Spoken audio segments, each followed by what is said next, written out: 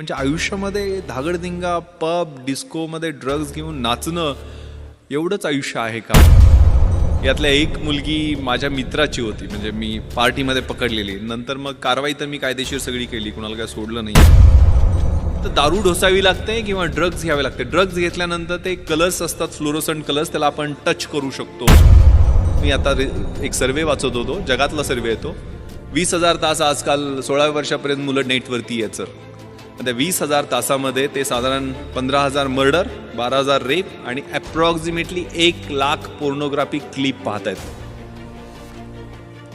आणि याच्यामुळं ऑटोमॅटिक वेपन्सचा वापर, ड्रग्सचा वापर, एड्स, चाकूसुऱ्यांचा वापर शाळांमध्ये वाढलेला आहे. पण आपण कशा पद्धतीनं त्या व्हॉट्सअप किंवा सोशल मीडियावरती कुठल्या संगतीमध्ये आहे?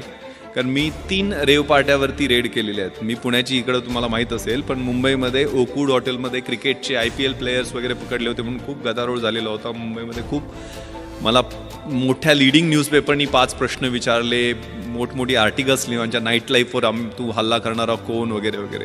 पण ज्यावेळेला यांचे ब्लड आणि युरिन रिपोर्ट्स आले, त्यातल्या 98% मुलींच्या ब्लड युरिन्समध्ये अफीम, चरस, गांजा, कोकेन असे नाही, फ्लनिट्रेप्झेम सारखे, म्हणजे त्याला नायट्राईट बेस्ड ड्रग्ज म्हणतात, ज्याला डेट रेप म्हणतात, जे पबमध्ये गेल्यानंतर 1 ड्रॉप थम्सअपच्या एखाद्या बाटलीमध्ये मिक्स केला आणि तो एखाद्या मुलीला दिला तर तिची मेमरी ब्लर होते. एक संडे नावाचा सिनेमा आलेला होता, Sunday is missing from the life of that girl, किंवा फॅशनमध्ये हा प्रकार दाखलेला होता.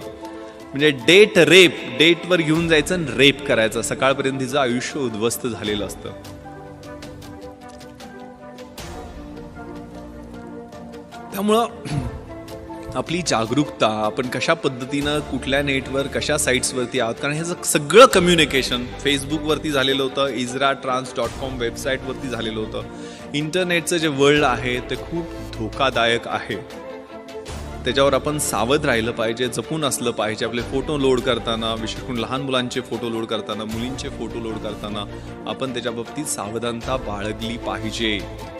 यातल्या एक मुलगी माझ्या मित्राची होती, म्हणजे मी पार्टीमध्ये पकडलेली. नंतर मग कारवाई तर मी कायदेशीर सगळी केली, कुणाला काय सोडलं नाही. आणि त्यानंतर मित्र माझ्याकडे तिला काउन्सिलिंगसाठी घेऊन आलेलो होतो. आणि तिला मी विचारलं, एक 18-19 वर्षाची मुलगी होती, की काय करते बेटा तू हे, why do you do this, म्हणजे काय त्यातनं तुला? म्हणजे sir uncle, I can't live without it. Millionaire बापाची मुलगी, पण ती म्हणते की मी ह्याच्याशिवाय जगू शकत नाही आहे. म्हणजे आयुष्यामध्ये धागडधिंगा, पब, डिस्कोमध्ये ड्रग्ज घेऊन नाचणं एवढंच आयुष्य आहे का? आयुष्याच्या स्टेजेस असतात.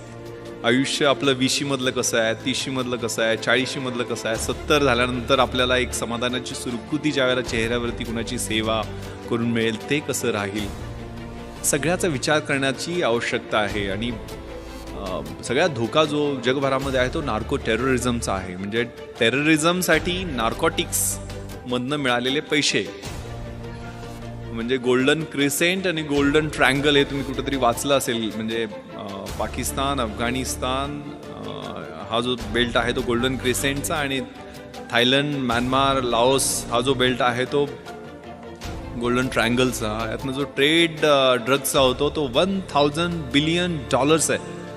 म्हणजे जगातल्या आयर्न अँड स्टीलच्या इंडस्ट्रीच्या टर्नओव्हरपेक्षा जास्त आहे. आणि त्याचे टार्गेट आहेत तुम्ही मुलं. मग आजकाल जे ट्रान्स फेस्टिवल, सनबर्न फेस्टिवल आणि सगळ्या गोष्टी ज्या होत असतात त्यातनं सावध राहिलं पाहिजे आपण. कारण त्या म्युझिक, कारण मी डॉल्बी सिस्टम का बंद केली, ते राक्षस उभा राहतात, त्यातनं सुद्धा आवाज जे निर्माण होतात ते 120-130 डेसिबलचे जे आवाज आहेत ते सर्वसामान्य माणूस कानानं ऐकू शकत नाही. त्याला एक तर दारू ढोसावी लागते किंवा ड्रग्ज घ्यावे लागते. ड्रग्ज घेतल्यानंतर ते कलर्स असतात, फ्लोरोसंट कलर्स, त्याला आपण टच करू शकतो. ते म्युझिक आपल्या कानामध्ये पिअर्स होताना आपल्याला जाणवत असतं. आणि स्पष्ट शब्दात सांगायचं तर शरीरा संबंधातला जो आनंद असतो तो काही तासासाठी त्या काही ड्रग्सच्या माध्यमातून मिळतो. पण त्यावेळेला तुमचं पूर्ण ब्रेन खोकला होतो, सिझलर होतो.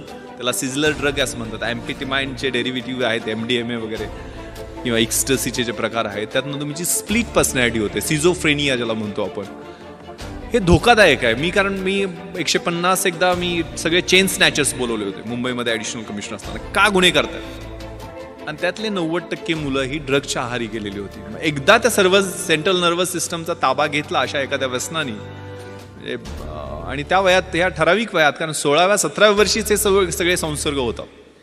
म्हणजे झालं तर छत्रपती शिवाजींसारखं महान आणि मोठं तेजस्वी कार्य 16व्या वर्षीच त्यांनी सुरुवात केली होती. शंभू महादेवाच्या साक्षीनं स्वराज्याचं तोरण बांधलं होतं, त्याच वयात केलेलं होतं. आणि वाट लागायला सुद्धा आयुष्याची तेच वय असतं. चांगला संसर्ग असेल तर चांगला संसर्ग त्याच वयामध्ये होतो, आणि वाईट सवयी लागल्या तर त्या निघत नाही, ते त्याच वयामध्ये होतात. पण तुमच्या आयुष्याचं सोनं करायचं आहे की माती करायची आहे? कारण हे वयच असं आहे की त्यावेळेला चकाकणारी गोष्ट, प्रत्येक गोष्ट ही सोन्यासारखी वाटत असते. ती कदाचित अणुकुचीदार काच असू शकते. ती काच कधी लागेल, त्याची कधी जखम होईल, ती जखम कधी चिघळेल, आणि तिचं कधी गँग्रीन होईल, आणि कधी आयुष्य उद्ध्वस्त होईल, हे कळत नाहीये. Trust your self. तुम्हाला काय करायचं हे पहिल्यांदा जाणून घ्या. हे खूप छान प्रार्थना आहे परमेश्वराची. God grant me the serenity to accept the things which I cannot change, courage to change the things which I can, and wisdom to know the difference. परमेश्वरा, ज्या गोष्टी मी बदलू शकतो ते बदलण्याचं मला धैर्य दे, ज्या बदलू शकत नाही आहे ते स्वीकारण्याचं मला सामर्थ्य दे, आणि ज्या बदलू शकतो आणि ज्या बदलू शकत नाही आहे